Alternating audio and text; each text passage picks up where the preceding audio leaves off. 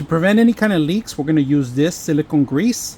I'm going to show you guys. I'm going to put these piping together, make sure that there's no leaks out of there. So let's go ahead and do that. They give you the grease pump and then also some nozzles, all right, that you can replace it so you can squeeze some of the stuff out. And all you got to do, and they give you a little brush so you can move it around in case it's a place that you have to spread it out. But right here it's simple. We're just going to spread it out on some of the entries and make sure it's tight. Add some silicone grease.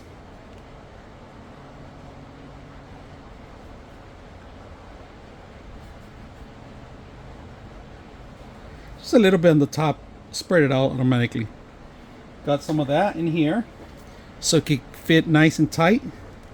Then go ahead and start spinning it around.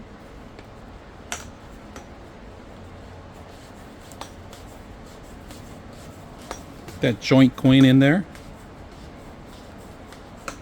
You see how the grease coming up? It's gonna lock it in place. See how it cracked in there? Make sure it doesn't there. All right, to prevent leaks, this is perfect. Look at that. I added in there, no leaks at all. This is gonna last me a long time. Very simple to use for your piping.